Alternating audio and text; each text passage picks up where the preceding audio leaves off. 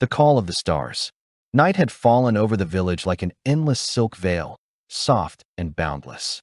The houses, their stone walls still warm from the day, were drifting off to sleep one by one, their windows darkening like tired fireflies. Only the field of poppies and daisies at the foot of the hill seemed to remain awake, cradled by the whisper of the wind. That was where she walked, Eloise, barefoot in the cool grass, her arms slightly outstretched as if to embrace the darkness.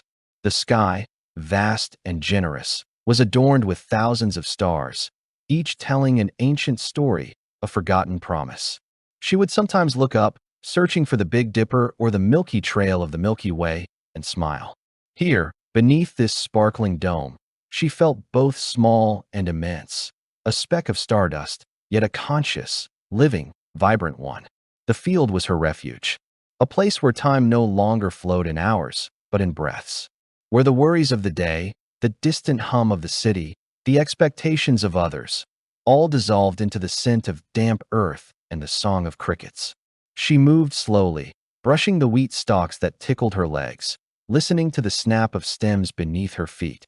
Sometimes she would stop, close her eyes, and listen, not with her ears, but with her entire being. The world spoke to her. That night, for the first time, she heard a different whisper, like a breath from afar, a wordless voice, yet heavy with meaning. "Come," it said. "Come further." Eloise was not afraid. Deep down, she knew this voice belonged to the earth itself. So she followed. And thus, her journey began.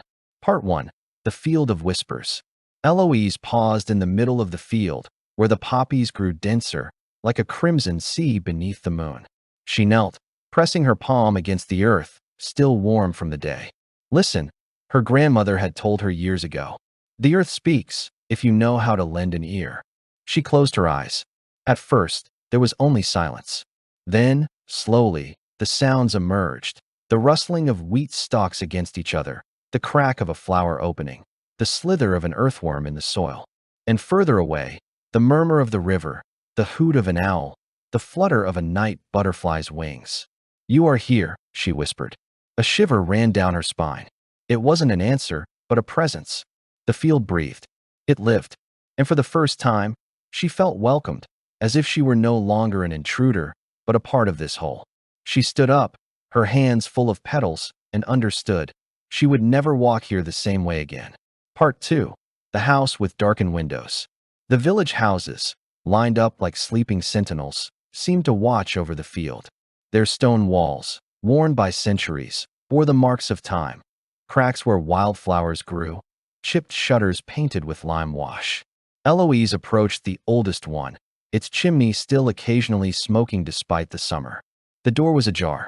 Inside, the scent of wax, burnt wood, and dried time lingered. No one was there. Just a table of oak, a chipped pitcher, and an open book with yellowed pages. "Humans are of the earth, too," she murmured, running her fingers along the windowsill. She thought of those who had lived here, who had loved, wept, and hoped within these walls. Their lives had merged into the landscape, like pathstones sinking into the mud over time. Nature was not only around her. It was within her, in the breath of her ancestors, in the beat of her heart. As she left, she placed a hand on the warm stone. "I see you," she said.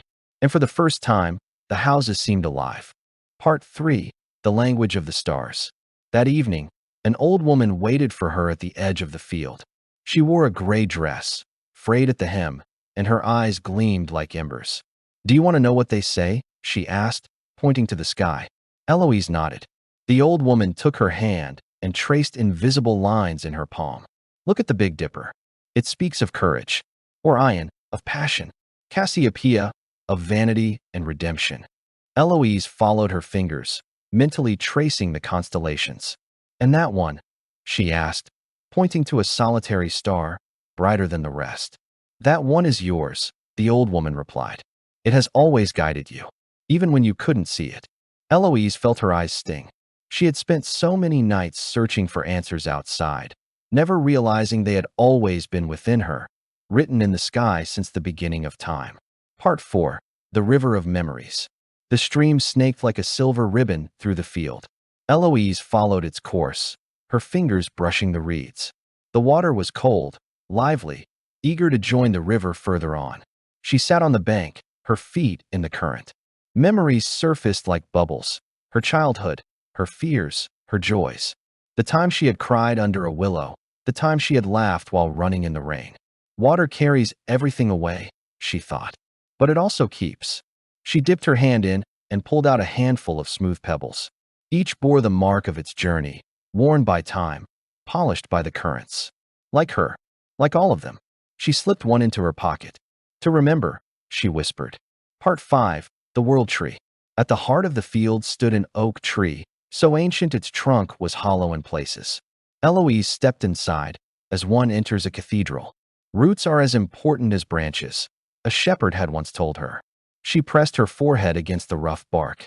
The oak vibrated beneath her fingers, as if breathing. She closed her eyes and saw centuries of wind, snow, and sun. Generations of birds, squirrels, and children climbing its branches. The tree was a world, a guardian. Show me, she prayed. And suddenly, she understood. Growth was not just about reaching for the sky. It was also about rooting deeply. Part 6, The Invisible Guardians. That night, the field seemed different. The shadows moved, not as threats, but as presences. A fox crossed her path, paused, and looked at her with golden eyes. You are one of us now, they seemed to say. Further on, a hedgehog grunted softly as it rolled in the grass. An owl hooted, long and melodious. Even the wind had a voice, whispering ancient words through the leaves. Eloise smiled.